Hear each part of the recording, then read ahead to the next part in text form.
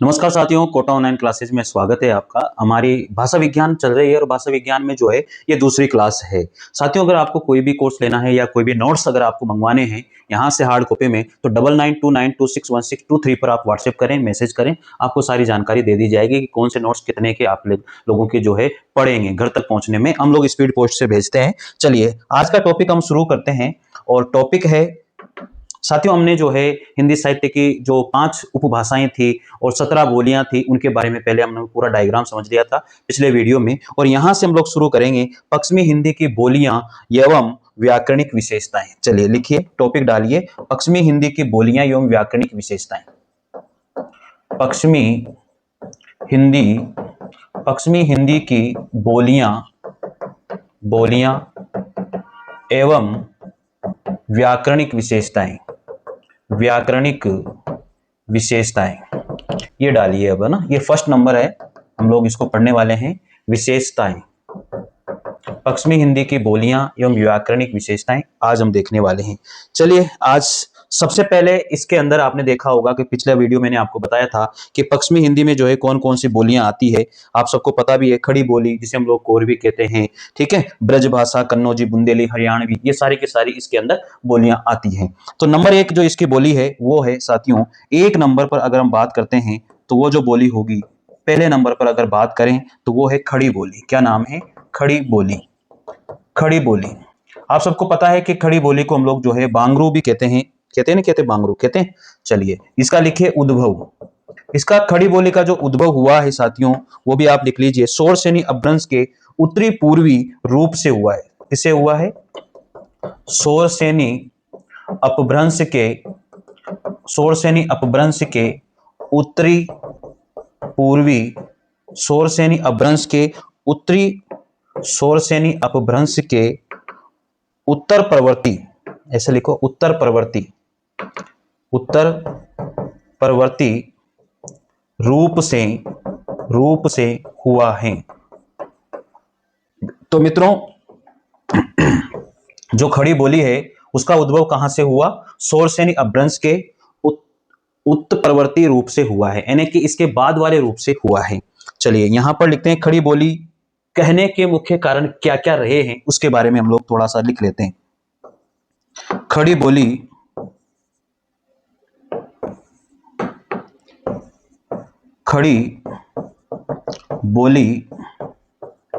कहने के मुख्य कारण। अब सब खड़ी बोली कहने के मुख्य कारण क्या क्या हैं उसके बारे में थोड़ी सी जानकारी हम ले लेते हैं। तो नंबर एक सबसे पहली बात क्या है कि खड़ी बोली को खड़ी बोली क्यों कहा गया, ये मुख्य कारण इसके क्या हैं, उसके बारे में एक एक पॉइंट हम लिखते हैं यहां पर।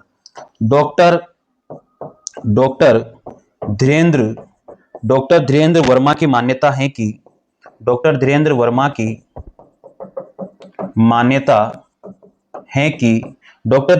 मान्यता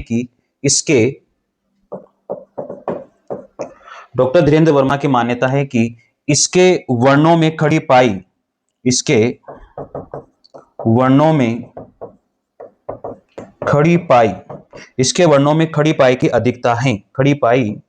की अधिकता है। इसके वर्णों में क्या है? खड़ी पाई की अधिकता है। देखो, ये क लिखा आपने तो भी इसमें खड़ी पाई आएगी, ख लिखा आपने तो भी खड़ी पाई आएगी, फ लिखा आपने तो भी खड़ी पाई आएगी। इसका मतलब यह है कि इसके वर्णों में जो है खड़ी पाई की अधिकता है, इसलिए इसका नाम क्या रख दिया? खड़ी बोली रख दिया है। ऐसा मानने वाले कौन है? डॉक्टर धीरेन्द्र वर्मा जी ने ऐसा माना है।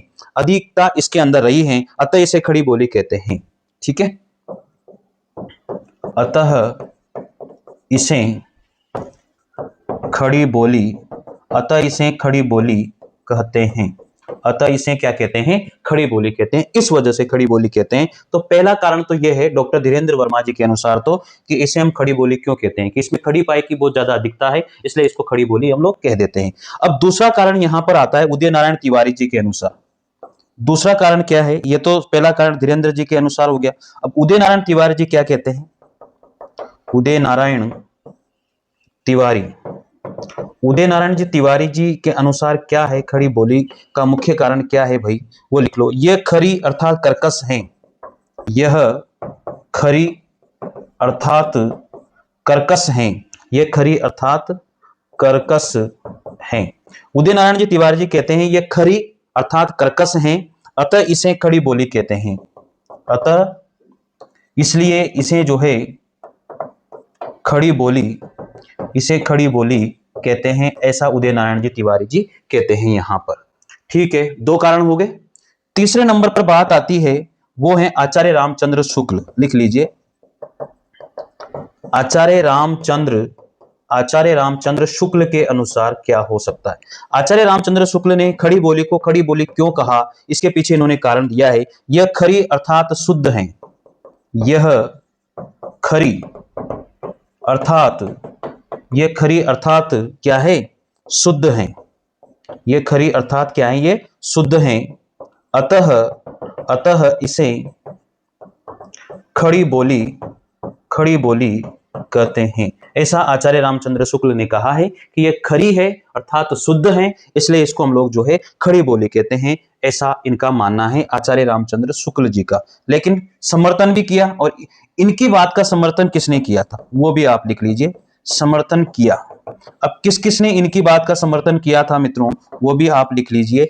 हजारी प्रसाद द्विवेदी, आचार्य हजारी प्रसाद द्विवेदी जी ने भी जो है इनका समर्थन किया।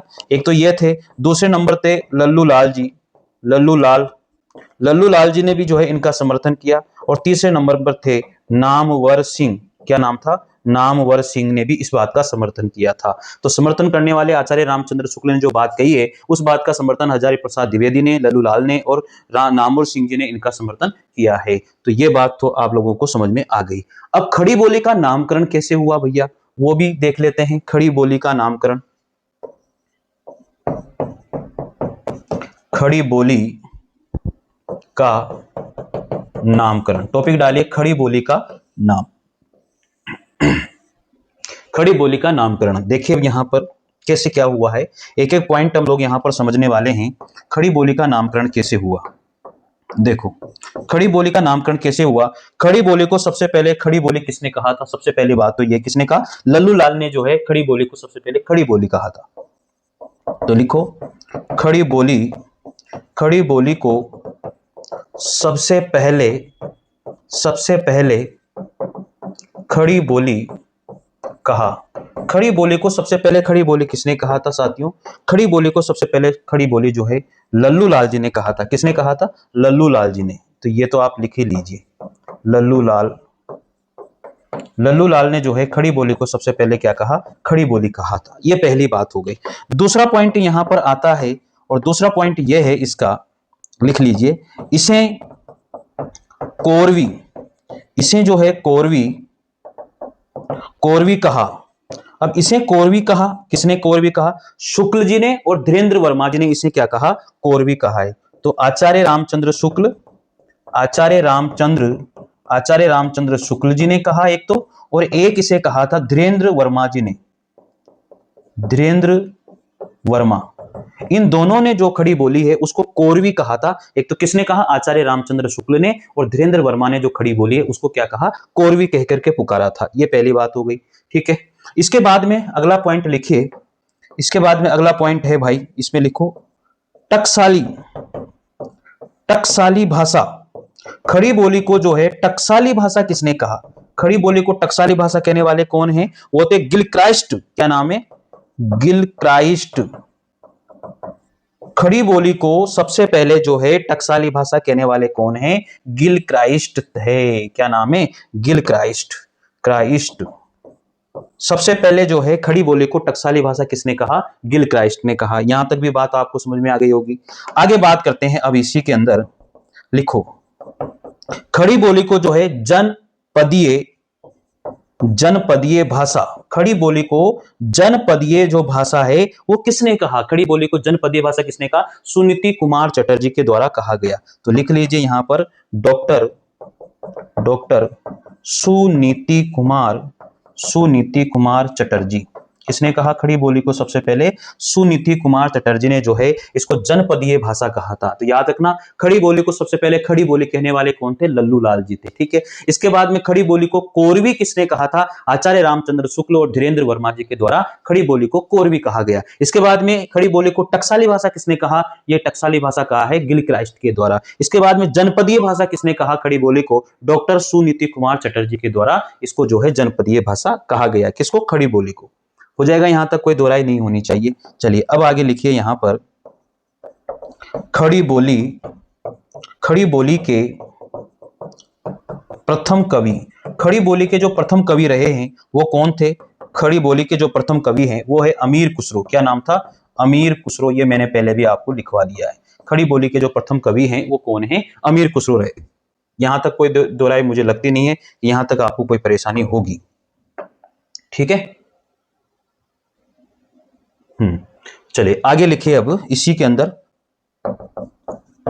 उत्तरी भारत में खड़ी बोली का सबसे पहले प्रयोग। उत्तरी भारत में खड़ी बोली का सबसे पहले प्रयोग। उत्तरी भारत में खड़ी बोली का सबसे पहले प्रयोग किसने किया था साहब? तो उत्तरी भारत में खड़ी बोली का जो सबसे पहला प्रयोग है वो किसके द्वारा किया गया था? वो किया गया था गंग कवि के द्वारा। किसके द्वारा? गंग कवि के द्वारा किया गया था। और गंग कवि की जो रचना थी चंद छंद वर्णन की महिमा। चंद छंद वर्णन की महिमा। चंद छंद वर्णन की महिमा जो है ये इनकी रचना रही है। तो उत्तरी भारत में खड़ी बोली का सबसे पहले जो प्रयोग किया वो किसने किया? गंग कवि ने किया। और किस रचना में किया था? चंद छंद वर्णन की महिमा रचना के द्वारा इस रचना में इन्होंने किया था। ठीक है, आगे बढ़ जाते हैं इसी क्रम में। अब आगे है दक्षिणी भारत। तो लिख लीजिए दक्षिणी भारत में खड़ी बोली का सबसे पहले प्रयोग जो है मुल्ला वजई के द्वारा किया गया था। दक्षिणी भारत में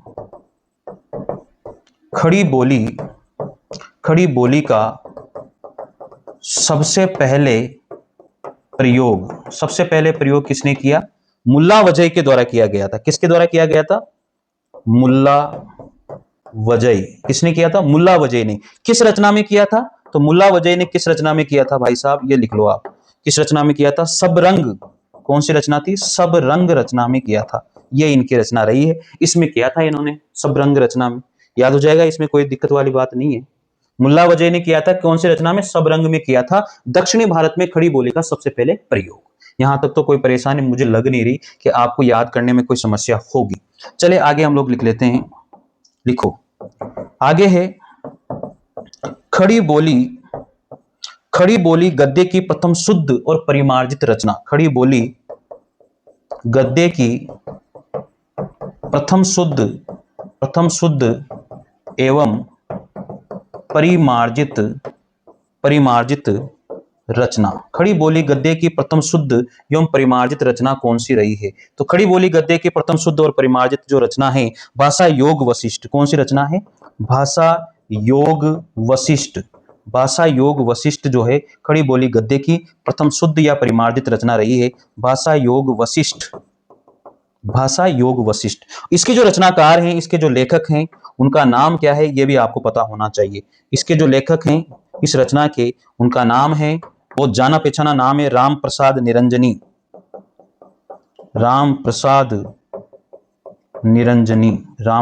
निरंजनी। तो भाषा योग वशिष्ठ जो है खड़ी बोली गद्य की प्रथम शुद्ध और परिमार्जित रचना रही है, भाषा योग वशिष्ठ, और इसके लेखक है राम प्रसाद निरंजनी। यहां तक आप लोगों को कंप्लीट याद रखना है। चलिए आगे बढ़ते हैं। अब इसी क्रम में आगे खड़ी बोली का जो क्षेत्र है उसको आप लिख लिए, खड़ी बोली का क्षेत्र। ठीक है, लिखो खड़ी बोली का क्षेत्र। अगला पॉइंट है खड़ी बोली का क्या क्षेत्र है। लिखिए, टॉपिक डालिए खड़ी बोली का क्षेत्र। अब खड़ी बोली के क्षेत्र में क्या क्या आते हैं ये आपको लिखना है। इसके खड़ी बोली का क्षेत्र क्या क्या रहता है लिखो। दिल्ली, कहां कहां बोली जाती है? दिल्ली में बोली जाती है, मेरठ में बोली जाती है, ठीक है, सहारनपुर में बोली जाती है, सहारनपुर, ठीक है। इसके बाद में लिखो मुरादाबाद में बोली जाती है, मुरादाबाद में इसको बोला जाता है, देहरादून में बोला जाता है, इसको कहाँ बोला जाता है? देहरादून में बोला जाता है। इसको बिजनौर और रामपुर में भी बोला जाता है। बिजनौर और रामपुर में भी इसको बोला जाता है। और इसको बोला जाता है मुजफ्फरनगर, लिख लो यहां पर, मुजफ्फरनगर में इसको बोला जाता है। तो खड़ी बोली का सर्वाधिक परिष्कृत जो रूप है वो कहाँ मिलता है हमें? खड़ी बोली का जो सर्वाधिक परिष्कृत रूप है वो कहाँ मिलता है? मेरठ में। तो यहां लिख लो, खड़ी बोली का सर्वाधिक परिष्कृत रूप कहाँ मिलता है? खड़ी बोली का जो सर्वाधिक परिष्कृत रूप है वो मेरठ में बोला जाता है। सबसे शुद्ध रूप जो है कहाँ बोला जाता है? मेरठ में बोला जाता है। तो खड़ी बोली के जो क्षेत्र हैं दिल्ली, मेरठ, सहारनपुर, मुरादाबाद, देहरादून, बिजनौर, रामपुर, मुजफ्फरनगर में, लेकिन खड़ी बोली का जो शुद्ध और परिमार्जित जो रूप मिलता है या परिष्कृत रूप मिलता है वो मेरठ में देखने को मिलता है। तो अगर ये क्वेश्चन भी पूछा जाए आप लोगों से तो आपको ये बताना ही बताना है भाई, ठीक है? कर लोगे, कोई दिक्कत इसमें नहीं आनी चाहिए मेरे हिसाब से। तो चलिए अब डालिए खड़ी बोली की व्याकरणिक विशेषताएं। लिखिए इसका, खड़ी बोली की व्याकरणिक विशेषताएं।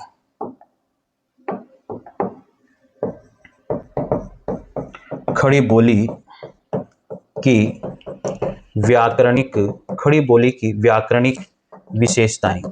खड़ी बोली की व्याकरणिक विशेषताएं कौन कौन सी रही हैं? अब लिखिए अगला टॉपिक डाल करके, खड़ी बोली की व्याकरणिक विशेषताएं कौन कौन सी हैं। तो लिखो इसमें खड़ी बोली की व्याकरणिक विशेषता में नंबर 1, पहले तो क्या है ये? आकार बहुला है। आकार बहुला बोली है। पहले तो क्या है ये? आकार बहुला बोली है। पहली बात, पहली विशेषता तो ये। तो पूछा जाता है ये आकार बहुला बोली इनमें से कौन सी नहीं है या कौन सी है? तो ये क्वेश्चन बहुत बार पूछा जाता है। खड़ी पाई वाले वर्णों की इसमें प्रधानता रहती है। खड़ी पाई वाले वर्णों की इसमें प्रधानता रहती है। खड़ी पाई वाले वर्णों की इसमें क्या मिलती है? हमें प्रधानता मिलती है। तीसरे नंबर पर है ये जो है कर्कशता, कर्कशता या स्पष्टता इसके अंदर है। स्पष्टता है इसके अंदर, कर्कशता है इसके अंदर, स्पष्टता भी है, ठीक है। चौथे नंबर पर लिखिए इसमें 11 स्वर एवं 33 व्यंजनों का प्रयोग होता है। 11 स्वर एवं 33 व्यंजनों का प्रयोग होता है। 11 स्वर एवं 33 व्यंजनों का इसमें क्या होता है? प्रयोग होता है। इसके बाद में 5वें नंबर पर लिखिए वर्तमान में इसमें श और स, ठीक है, का लोप होता जा रहा है। का लोप होता जा रहा है। का लोप होता जा रहा है। लिख लिया 5वीं विशेषता। इसके बाद में 6ठे नंबर की विशेषता लिखिए वर्तमान में खड़ी बोली की 3 शैलियां प्रचलन में हैं। वर्तमान में खड़ी बोली की 3 शैलियां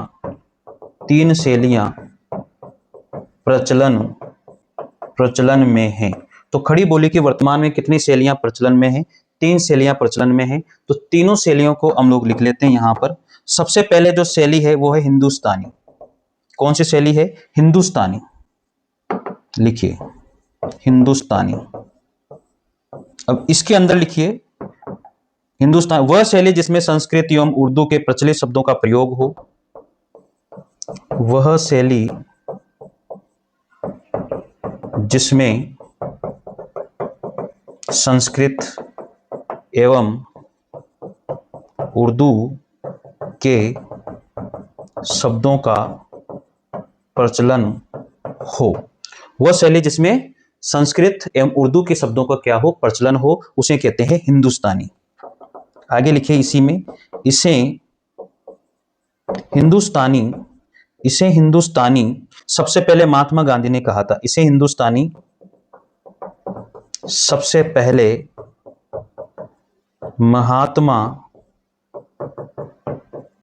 गांधी ने कहा था। सबसे पहले इसे हिंदुस्तानी जो है महात्मा गांधी ने कहा था। सबसे पहले इसे जो है हिंदुस्तानी किसने कहा? महात्मा गांधी ने कहा था। भाई ये बात आप लिख लीजिएगा। इसके बाद में अगली आती है और वो है आपकी दूसरे नंबर पर साहित्यिक हिंदी या आर्य भाषा, साहित्यिक हिंदी या आर्य भाषा। अगली शैली है साहित्यिक हिंदी या आर्य भाषा शैली। ठीक है, ये लिखिए अब आप। और इसमें लिखिए शुद्ध खड़ी बोली जिसमें तत्सम शब्दों की प्रधानता हो। ये कौन सी है? शुद्ध खड़ी बोली, शुद्ध खड़ी बोली जिसमें तत्सम यानी कि संस्कृत के तत्सम शब्दों की प्रधानता हो, जिसमें तत्सम शब्दों की क्या हो? प्रधानता हो। इसके बाद में तीसरे नंबर पर आता है उर्दू। उर्दू शैली जो है इसमें क्या है? उर्दू शैली में है जिसमें पारसी के शब्दों की प्रधानता हो, जिसमें पारसी के शब्दों की प्रधानता हो, जिसमें पारसी के शब्दों की क्या हो? प्रधानता हो।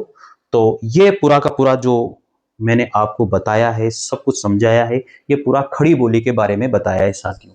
और मैं आपको बता दूं कि खड़ी बोली से क्वेश्चन आने के बहुत बड़े चांस हैं। पहली बात तो खड़ी बोली जो है किस उपभाषा की बोली है ये आपको पता होना चाहिए, किस अपभ्रंश की है ये आपको पता होना चाहिए। तो सारी चीजें हम लोगों ने जो है खड़ी बोली के बारे में सब कुछ लिख लिया है भाई साहब, लिख लिया। ठीक है, तो ये वीडियो यहीं खत्म करते हैं और फिर हम लोग जो है पश्चिमी जो हिंदी है उसके अंदर दूसरी जो बोली है ब्रज भाषा उसको हम लोग पढ़ेंगे। थैंक यू, जय हिंद, जय भारत, धन्यवाद।